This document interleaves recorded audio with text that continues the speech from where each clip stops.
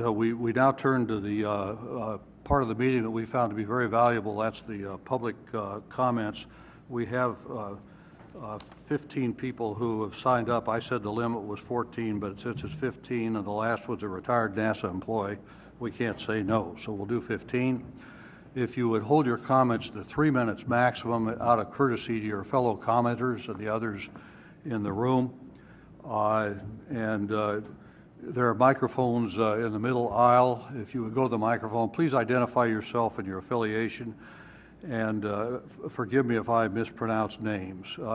Let me start out, and I'm going to call a couple of names here so that we could get people lined up but save a little time in the movement. First is Lou Jameson, and second is Don Beatty, and third is Wally Nelson. Perhaps the three of you could come to the microphone and speak in that order.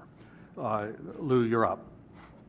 Thank you, Mr. Chairman. My name is Lou Jameson, President of Machinists Union, Local 2061, representing approximately 1,500 members employed by various companies at Kennedy Space Center, providing base operations and maintenance and ground support systems operation and maintenance to the prime shuttle contractor. With running the risk of getting up here and having people say, well, here comes that union guy again advocating for his members' jobs, I have to tell you there's certainly an element to that. But with so many of my members, it's much more than that. It's much more than that. We didn't have to drink, a lot of my membership didn't have to drink the Kool-Aid. They were bottle fed the Kool-Aid at a young age. This is a lifestyle and a way of life to a lot of my members.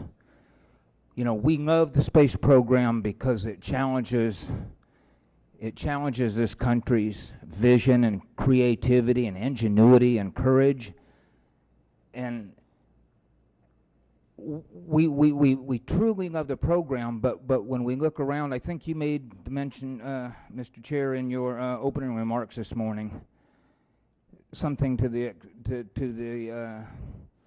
effect that be it real or imagined, there's the perception is that we're losing leadership in various segments of society in the world, and certainly to my membership, that's very real.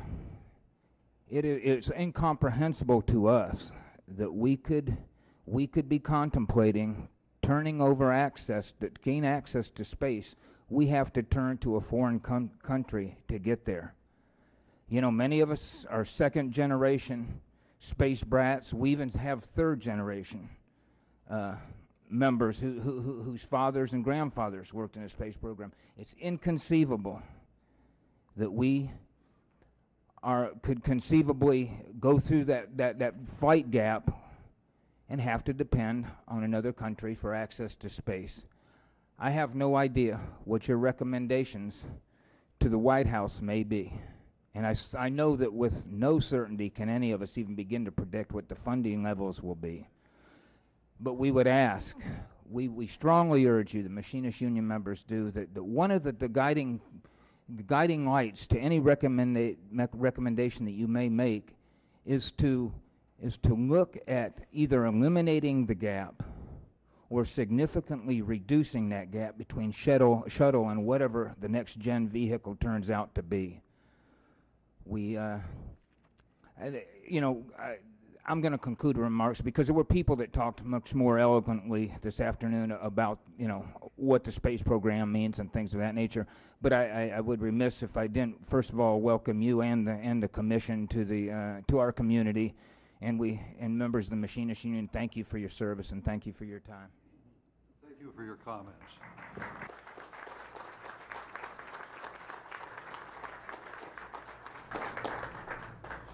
Don Beatty, former NASA person. Let me move quickly through this statement. A few comments about the shuttle. There have been 6 main engine upgrades since 1981 that have improved flight safety. Since the Challenger and Columbia accidents, the design and manufacture of the ET has been improved as well as the SRBs. Shuttle avionics have been updated and many other upgrades have been made, including the ability to make some repairs in orbit. But perhaps most importantly, NASA management practices before and during flight have been changed that make flight safer. All these changes cost taxpayers billions of dollars. The May 2009 NASA report to Congress, providing two options for continuing shuttle flights, states that flights could continue to 2015. The major problem is funding, not safety. There are no reasons why the STS can't continue to fly after 2015. The oldest B-52 in service has been flying for 57 years. The Navy's P-3 Orion fleet has been flying on average over 30 years. And the B-1 bomber came into service the same time as the shuttle. There'll always be risks involved in air travel or space flight. However, based on all the upgrades I've read about, and as an old Navy pilot, I conclude that the STS is safer to fly today than on day one in 1981, ASAB statements notwithstanding. The STS must continue to fly until a suitable replacement exists. Supplier contract terminations and layoffs now underway must be stopped immediately. And it's the only way you can continue to use the ISS completely. As to the future of human spaceflight, returning to the moon should not be a high priority. I have not read any arguments to justify returning that would survive close inspection. For example, an independent panel of scientists convened by the American Society in 2005 did not identify any major questions related to solar system exploration that might be answered by returning to the moon, not one.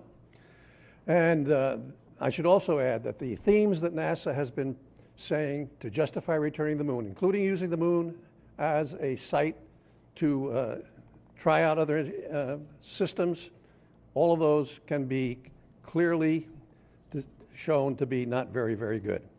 And based on what you've said this morning, I can only assume you are not going to recommend returning to the moon in the near term. If other nations say they plan to send their citizens to the moon, that should not be used as a reason for us to return. I hope you will take time to review Buzz Aldrin's suggested human spaceflight program and Noel Hinner's submission that discuss why returning to the moon is not important. Now, I hope that before you make a recommendation, if you're going to make a recommendation on the moon, you will have done due diligence, reviewing, for example, all the NRC decadal surveys and explain why NASA won't be able to follow the recommendations because funding needed to return to the moon will take precedence. Final comments, please. Okay.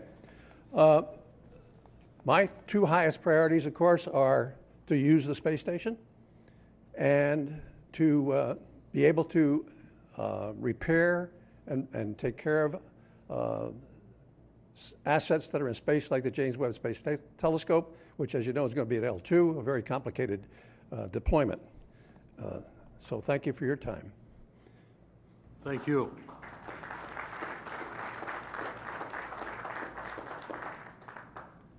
Mr. Chairman and distinguished members of the committee, my name is Wally Nelson, and I'm an 85-year-old aerospace engineer, a retiree from the Kennedy Space Center, a graduate from the University of Wisconsin, and an ex-prisoner of war. Having begun my career firing rockets out into the Atlantic Ocean from Wallops Island, I consider myself eligible to be called a rocket scientist. For the past 8 years, I've been making movies, writing, and lecturing to civic groups, student engineers about space travel and exploration. This activity led to production of a movie called The Way to the Moon and Mars. I have copies here for each of you. Last year, copies were delivered to NASA Administrator Mike Griffith and Senator Bill Nelson. In addition, I invite each of you to view my YouTube blog called Colonizing Mars. There are many human and technological problems that come with placing man outside the gravitational attraction of the Earth. Briefly, I want to address two of these particularly difficult problems. One, keeping the astronauts alive during an expedition to Mars, and the burdensome cost to the world for such an endeavor. In all of history, no group of men has ever existed in a confined space for years under continuous and repeated threat of catastrophe without the possibility of resupply or rescue. After Administrator Griffin received my DVD, he stated in U.S. News and World Report, "We have to be confident in our ability to conduct it before we send astronauts to Mars. Otherwise, the crew we send to Mars will not come back." Now about cost. The Viking program may be used as a benchmark for estimating the cost of placing a pound of stuff on Mars.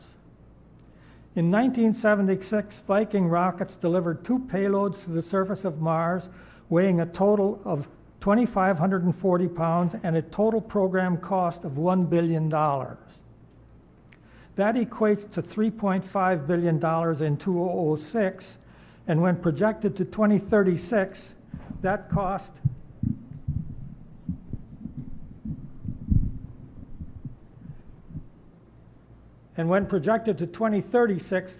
becomes $12.25 billion, or $4,800,000 per pound. In the Mars Rising program website, it says that the astronauts will need 1,144,000 pounds of material on Mars to complete the mission. This means that the projected cost for the first manned mission to Mars will be $5.5 trillion. Moreover, the late Mr. Walt Lowry, the Viking program manager, consulted with me in the preparation of this DVD and is quoted as follows: "An excellent way to present the complexity of going to and landing on Mars. With current technology, a very large and very risky undertaking for a human mission. Many suggestions are being discussed for some potential research programs that will minimize some of the problems, but even then, this mission will be much more hazardous than the public may be willing to undertake." Wally, final comments, please. Good. Thank you, Mr. Chairman, for this opportunity to address the committee. I sincerely hope my remarks will be beneficial to the committee findings. Thank you, sir.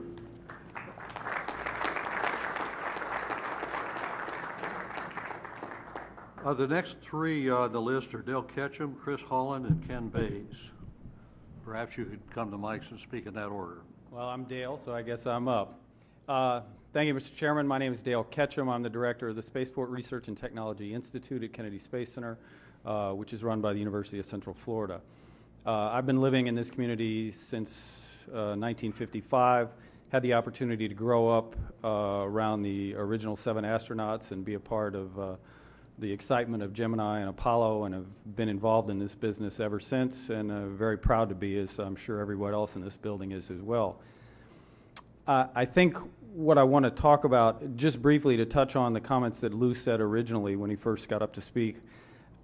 If I realize you all have a very difficult decisions to make of trying to stick 10 pounds of space program in a 5-pound budget bag, but if you can find a way to slide some of the shuttle activities, I think the critical skills that are there are so important that you ought to look at it as a risk reduction investment, because if you get to a new generation of vehicles and there's nobody around that remembers how to do launch processing, the impact to cost and schedule could be substantive. But I think that leads to the more important issue that I work with a lot of the stakeholders here in Florida, and we're keenly interested in the conversations that was held this morning and yesterday in Alabama about growing the commercial sector as a mechanism for providing the services and products that NASA will use in the future. This state has made significant investments, certainly, as the Lieutenant Governor said, more so than anybody else, in trying to grow that business, and we're prepared to continue to do so in the future, whether it's creating a more healthy environment for those businesses to come here and provide launch services, or facilitating the development of the capital that they need to do so. Florida's got the skill sets, and we're working with them, hoping to help that become a reality, and I applaud you all recognizing the importance of that. Additionally, I think it's important from those of us in Florida. Like I said, I've been here my whole life. This is going to be my second experience of going through mass layoffs, because when the vision was announced by President Bush a couple years ago, it at that point became Florida's fate that we were going to endure a very painful transformation here. There is no recommendation that you can make to the President that won't result in thousands of jobs lost here. We recognize that. But it's also in our interest here in Florida that one of the reasons we endured it originally, and we're going to go through that again, is we are purely an operations center. those of us in Florida are working aggressively, as Lieutenant Governor mentioned, as Susan Cosmos' representative mentioned. We're trying to broaden our capability beyond just launch operations to get more test and manufacturing and R&D, and we're going to continue to do that, but that's our fight. Your job here is to, and what I want to impart to you most is, this country's in a real economic bind, and we recognize the challenges of budget, as clearly everyone on that panel recognizes. Final comments, please. Okay, we want you to provide the President with the innovative excitement and bold initiatives that this President can get behind, because I have no doubt that this President wants to lead boldly on this issue. And if we can make the new space program a part of the new innovation agenda that will help pull this country out of the economic doldrums, I have no doubt you will get the leadership from this President that you need to get the budget you need so we can go out into the future. Thank you. Thank you very much.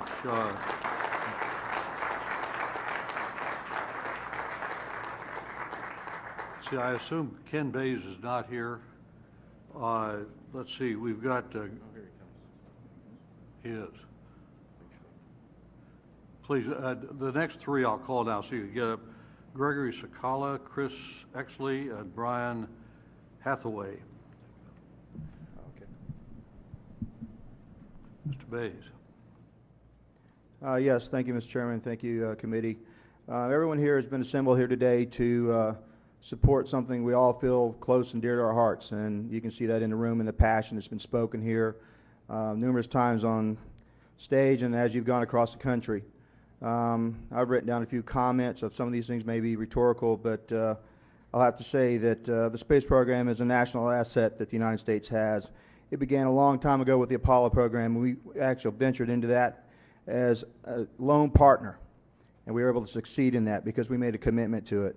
We have then since brought in international partners to help support our space program and do the ISS that we have, which is something that we're all very proud of. We've seemed to be able to find money to bail out Wall Street under a debacle. You know, GM, AIG, certain other global aspects that are out there with money found over there, but we seem to hesitate to find the money to fund our space program to continue what we have begun. The benefits that we have for space, they benefit everyone. All of mankind has benefited from what we have been able to accomplish. I would say that we had a presidential candidate that came into this local area, which thus became our president, Mr. Obama. He made a commitment to the National Space Program to fund it. Now's the time for him to go ahead and fulfill those promises that he made to not only this local area, but nationwide. We've seen this talk about here at Florida, but we're talking about nationwide jobs and commitments to technology that goes beyond just Florida. We just happen to be the starting point for launches here. And I would just say the closing of the gap has been mentioned here many times to retain the experienced workforce that we have here locally here at KSC and other areas. Again, not only at KSC, but other areas. Once these people don't have jobs for some time, I think we understand they have to feed their families, they'll have to find alternative means and ways, and we may not ever be able to get those people back. So I thank you for your time, and I hope that you're able to make a strong presence to the President to support our program. Thank you for your comments.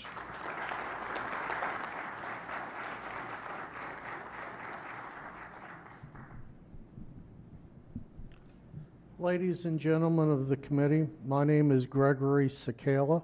I work at KSC as an engineer designing ground support systems in support of Constellation. Before I go on, I wish to point out these are my opinions and thoughts, not Kennedy Space Center's or my employers. There is a situation here at KSC that you may not be aware of, but I am certain this situation exists at every NASA site where Constellation program work is being performed. Anyone following Constellation sees Ares 1 is in trouble. Speaking metaphorically, in medical terms, Ares 1 is very sick, is on life support, and its prognosis is not good. Morale here at KSC is sinking quickly due to the pending abandonment of both Ares 1 and the entire Constellation 1.5 launch architecture. Continuing work at full speed ahead on a project that is clearly doomed is both frustrating and demoralizing.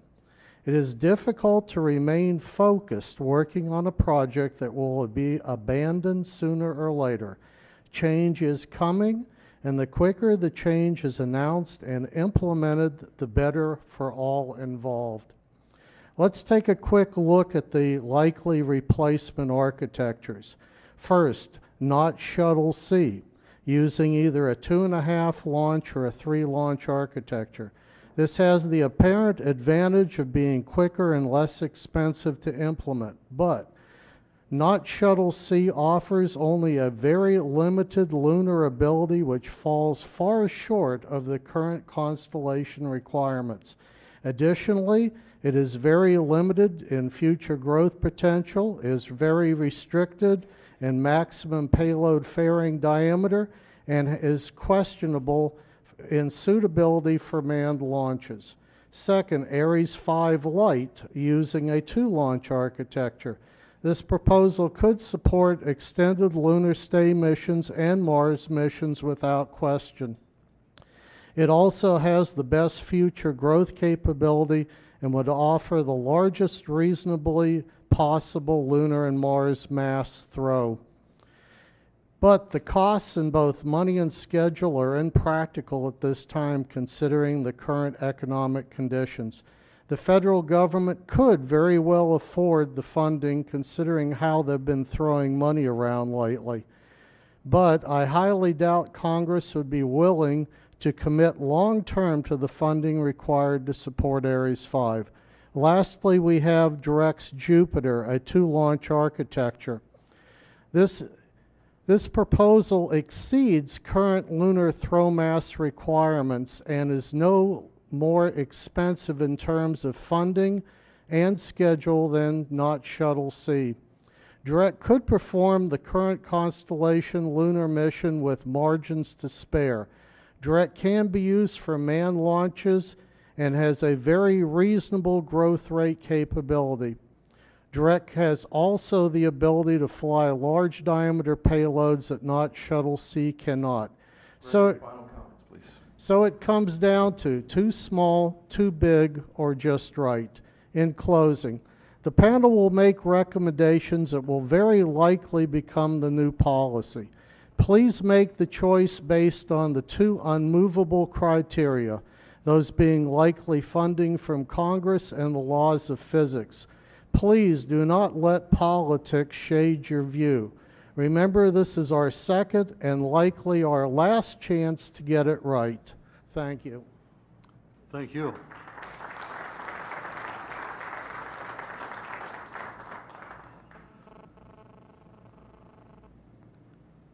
Mr. Esley? No, I'm Brian Hathaway. Okay, fine. Okay, Mr. Chairman and ladies and gentlemen of the committee, thank you for allowing me for the opportunity to speak today. My name is Brian Hathaway. I've been a Florida resident for 20 years, and I've been a supporter of human spaceflight efforts by NASA since the early Mercury days. The main skin in the game I have here is that I pay my taxes on time every year. I'd like to offer 3 opinions and then a suggestion. First, I believe we should commit to a manned mission to the Martian surface. In light of recent discoveries, Mars looks like an extremely exciting place to visit and should be the goal of our next 2 decades in space. Second, I believe we must sustain ISS operations past the 2016 end date. There were many opinions expressed over the past few days before this committee, but the bottom line is that it is wasteful to deorbit such a facility after so many years of development and so little experience fully utilizing it. Third, I believe we must close the U.S. manned spaceflight gap, and some of the ideas offered here have considerable merit, particularly the option of extending shuttle operations and selecting a vehicle with strong shuttle heritage to minimize development time and costs. It seems counterintuitive to me to have our government passing stimulus packages on one hand while cutting thousands of highly skilled aerospace jobs on the other. Having been unemployed since about the end of February, I can say it's not a fun space to be in.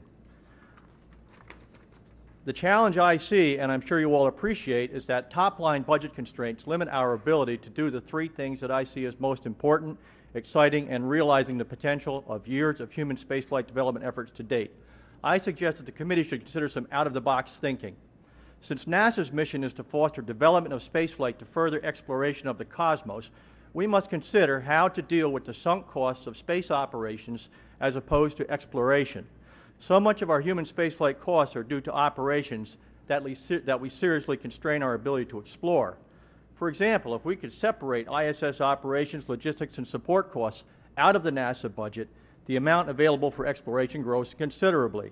I believe we need to change the paradigm with regard to ISS operations and how they may be funded. There is an historical precedent for this going back over a century. Large capital-intensive projects with long operational development periods have been managed by either governmental corporations or multinational consortiums. Some examples and their start dates include the Suez Canal, 1856, the TVA, 1933,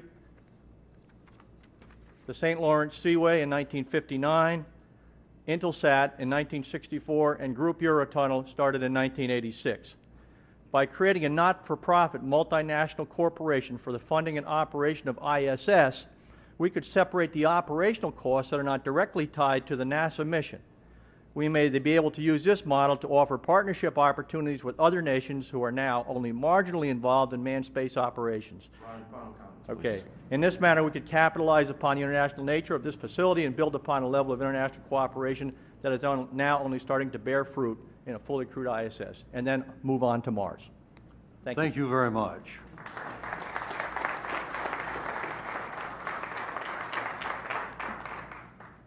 Good day, and thanks for the opportunity to address the committee. I'm Chris Exley, a private citizen. I was in grade school in 1957 when the Soviets launched Sputnik. For the next 30 years, I was a fan of all aspects of our space program. 1957 also marked the beginning of International Geophysical Year on July 1st, 1957. This international scientific year ran 18 months and ended on December 31st, 1958. Can we assume that the 18-month year was also at least 50% over original budget? My attitude towards the space program changed with the August 17th, 1987 Newsweek magazine special report titled Lost in Space, along with the companion article, Big Dumb Rockets. Maybe you read them. After reading the articles, I felt betrayed by the administration, the NASA administration, that promised so much and delivered so little. The articles highlight some of the history that led to the loss of the Challenger and her crew, and the status of NASA and its rocky road of administering our nation's space program. It is not flattering. It also provided some suggestions, guidance, and ominous words that have become hauntingly true in the 22-year interval since its publication. I recommend both articles. But now is not the time to dwell upon the past, except for the powerful lessons that the history of our space program can provide for the future. The big question is, will we repeat the last 40 years? I am not optimistic. I believe, and I appreciate some of the words of the other gentleman, I believe you're ignoring or trying to come to terms with the elephant in the room, which is the Ares launch program. The big dumb rocket that's described in the article was first conceived over 50 years ago by Arthur Schnitt, an engineer who developed the concept while working for the Aerospace Corporation. You may have heard of that.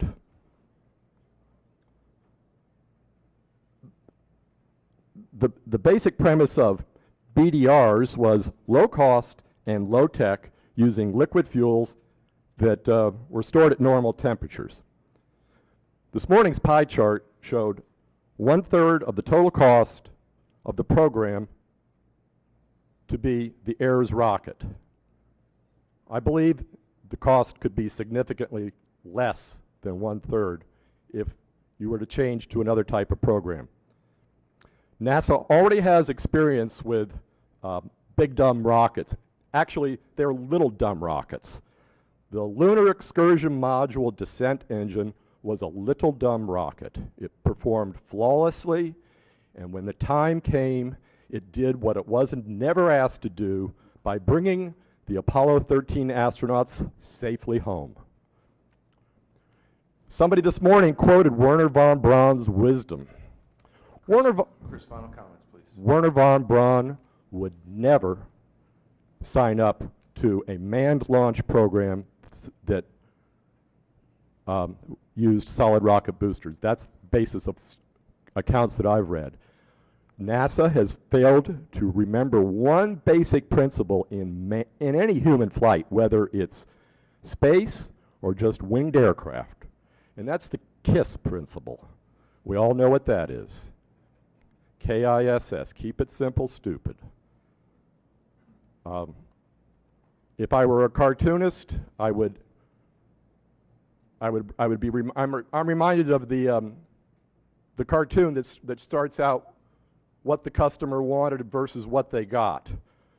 And they got this elaborate piece of hardware when all they wanted was the tire swing hanging from the branch of the tree.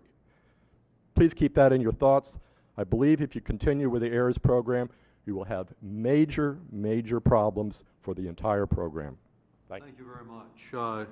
Let's see, Leonard Arnowitz, Dave Fiskcutter, I hope I pronounced that correctly, and Joel Howell.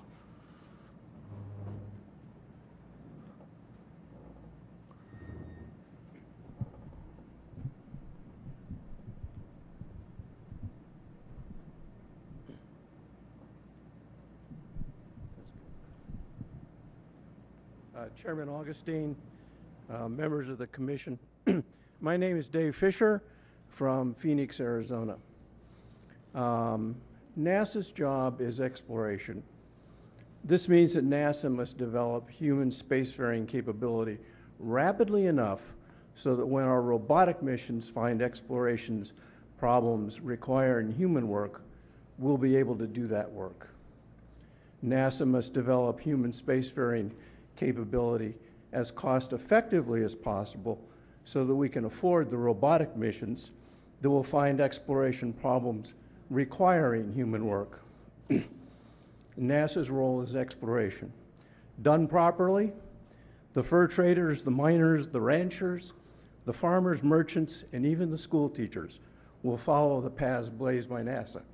Thank you very much. Thank you very much.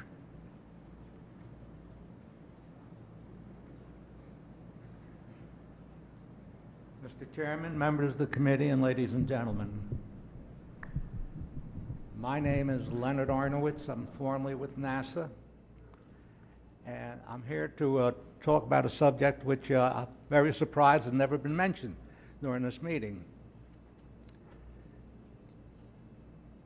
I remember way back in the 1950s once when an article appeared in the Baltimore Sun that the United States was going to send a man in space.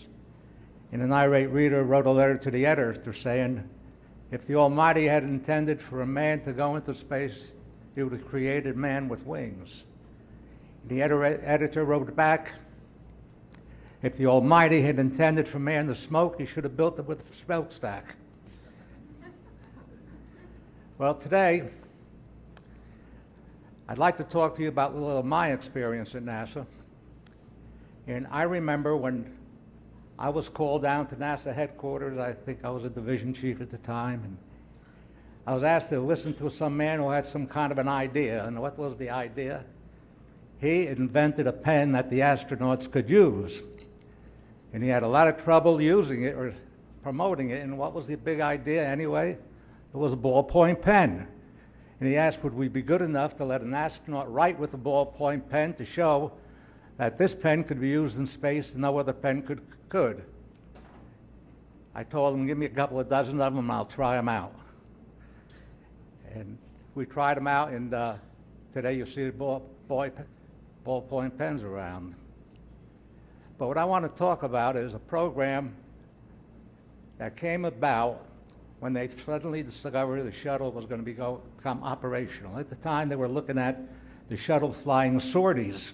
These are like bombing missions. And I was asked to come down to headquarters to listen to them or help them.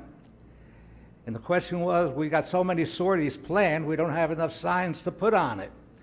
And you run the sounding rocket division, you got a lot of people who fly on rockets. Can you convince them that maybe they ought to try to fly on the shuttle, or maybe give them a hand flying on the shuttle? And I said, well, think about it, and we'll come back and talk to you. And we came back and talked to them about a new program they ought to think about, and we called it the Getaway Special.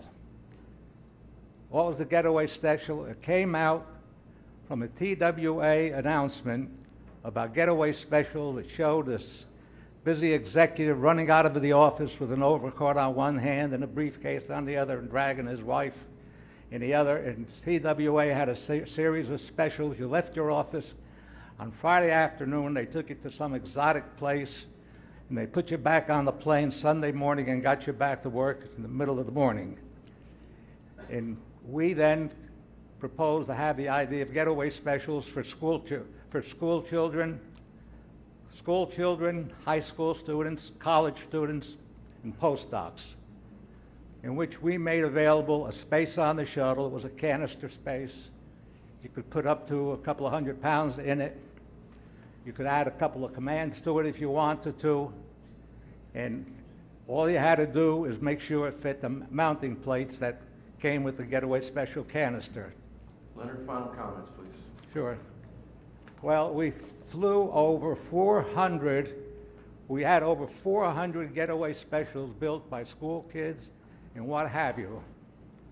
And one that comes to mind to me is the principal of a school in Camden came to talk to the Chamber of Commerce about what was happening to the school system, and she painted a very dismal picture that her school system was going to pot because all the people were moving out of the neighborhood and what have you, and he couldn't interest kids in school.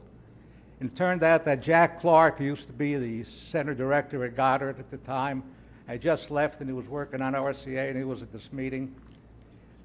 And he took her aside and he suggested that she comes talk to me about the Getaway Special program, and we did that, and that school adopted the Getaway Special program and instituted a whole program. It took several years, in which the first year was devoted to just learning about space, everything about it, and then at the end of the first year, coming up with ideas about what to do in space.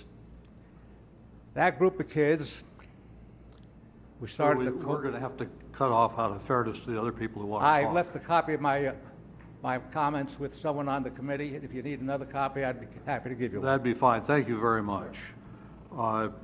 Let's see, Mr. Howell.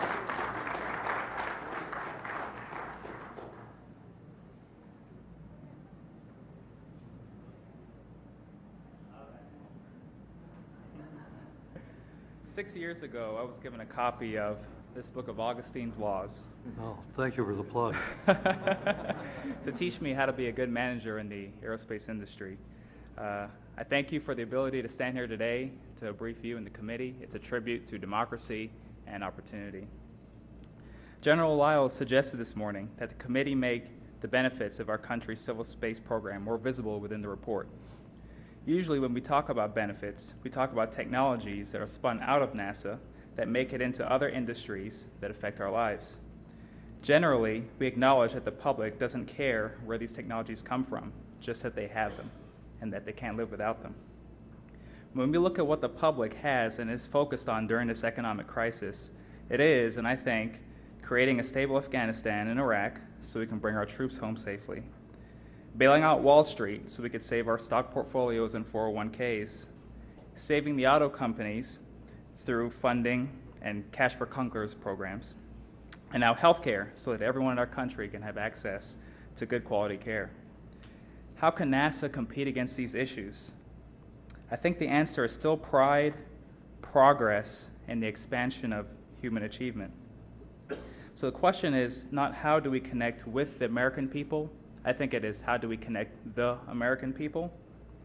And I think the answer to this could be involvement and inclusiveness.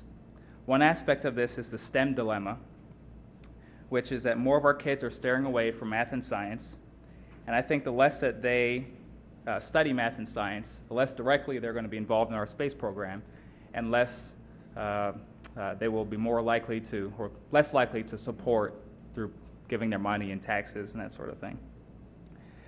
The second aspect is diversity.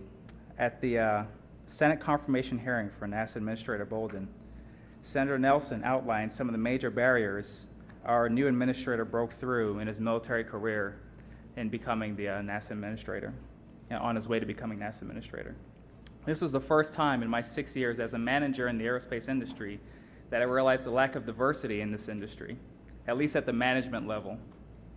The face of the decision makers and people with money in this country has changed since the Apollo era, since the Apollo 11 landing 40 years ago. And I think that actively pursuing their involvement in our industry is the only way to maintain its relevancy as our country continues to progress. That's it.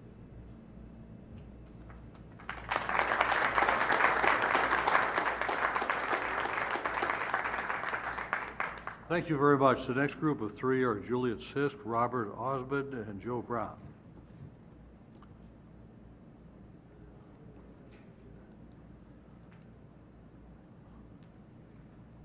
Thank you for allowing me to address the committee. My name is Juliet Sisk, and I teach at Space Coast High School in Port St. John, right across from Kennedy Space Center. I teach aerospace, engineering, and technology in the STEAM Academy. STEAM stands for Science, Technology, Engineering, Aerospace, and Manufacturing. I have two comments. I have heard repeatedly from the committee and other people that have made comments that you would like for the Constellation program to inspire our youth to take the math and science courses that will enable them to become involved in space exploration programs. That is exactly what the STEAM Academy is doing, and we have 4 engineering academies in Brevard County. We need the help of the Space Committee, both with educational grant money and with your expertise. I doubt if you know that it costs between $200 and $400 just to get a school bus for a half-day field trip. And of course, all of you are familiar with the way the budget is for the school system. So that's what we're up against, trying to fund an academy beyond a bare necessities program. I have my business cards here if anybody would like more information. Number 2, there's a cadre of between at least 2,000 to 3,000 teachers, and they're highly trained, dedicated teachers. They've been trained through NASA programs and individual contractors programs. For one example, imagine the excitement of the 60 Brevard County teachers who were given scholarships to fly on the zero-gravity plane last December. This flight was sponsored by Northrop Grumman. I ask you right now, in your mind, to imagine how you would have felt in elementary, middle school, high school classroom when you have a teacher in front of you that has just come off of doing, I think it was 15 parabolas, several for 1/3 gravity as if you were on Mars, several for 1/6 gravity, and of course that's the moon, and then the rest of them were free-floating, doing scientific experiments while you were trying to learn to float and not get kicked in the head. It would not cost a lot of money to get teachers from across the United States that I say are already trained. They're dedicated, and they actually start glowing when they start talking about space. There's a true attachment, a love of space among a huge number of teachers. And if we could get them all back together again, you would see miracles happen in a classroom. Thank you. Thank you.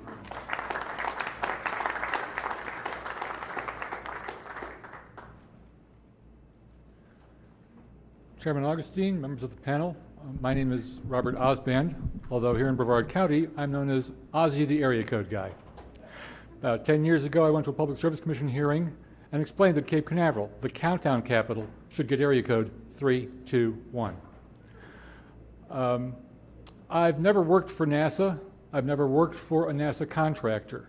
I've just always been a space fan and a bit of a phone freak, so the combination of telephones and space came easy to me.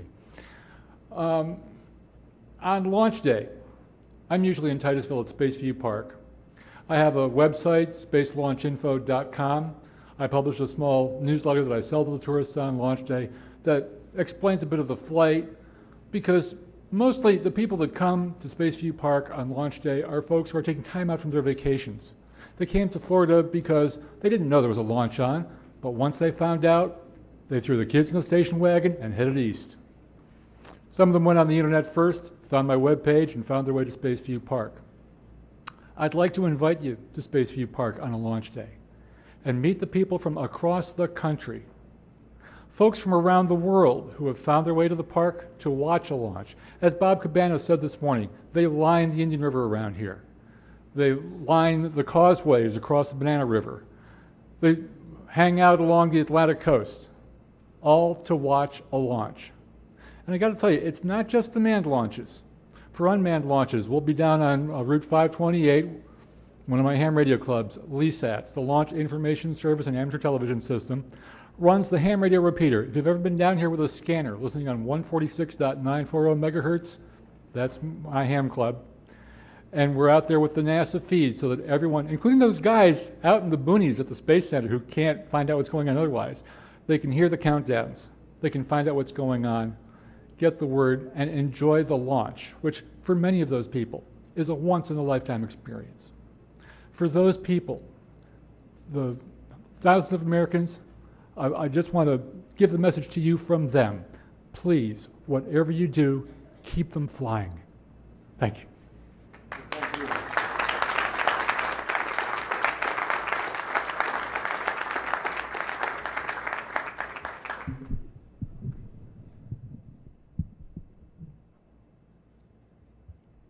Thank you. Welcome to Brevard County, the home of the United States' greatest active monument and museum. The VAB, LC-39, where 40 years ago we launched 3 astronauts to the moon, the miracle with God's help. LC-26, our first astronaut in 1958, where I work at the complex as a docent, and LC-5 and 6, our first U.S. astronaut in 1961. With here near 200,000 acres, over 25,000 active aerospace workers, team workers, members launching astronauts to the moon and satellites to space. Who am I? I'm Joe Brown, a God-loving American, an AACE International Fellow, certified cost engineer, who helped bid and build the VAB, Apollo, Skylab, Shuttle, International Space Station, and is a consultant for the Constellation program. Yes, when we designed the VAB in the 60s, we designed it to go higher. When I was on the roof recently, you could see the beam sticking through the roof, so it can go higher. In addition to that, we designed it for 2 more bays, 5 and 6, to go out north. I believe that we American God-loving people are for an expanded, accelerated space program to the moon for its natural resources, such as moon mining of helium-3, a new, exciting, clean energy source more powerful than uranium, where one shuttle load can power the United States electrically for 1 year with very low radioactivity. And why? Over 1 million good-paying American jobs to build the helium-3 power plants, new clean energy, less pollution, multi-million, trillion-dollar industries. That's what America needs now for a stronger U.S. economy. And yes, I did talk to Buzz Aldrin just recently, July 18th, about the challenges and how we can solve those challenges. I believe... Joe, final comments, please. Good. I believe this nation, with President Obama's support, should continue itself to go to the moon, to mine helium-3 and beam clean energy back to Earth cost effectively within this coming decade, because that is a challenge that we can win for all of mankind. Thank you very much, and for those that need more information on my website, Low Bidder Video, The Big Challenge, and Expanded Space videos, and some other information on that. Thank you very much. Thank you very much.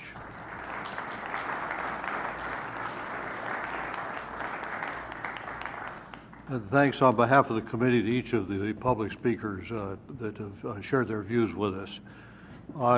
That completes that part of the presentations.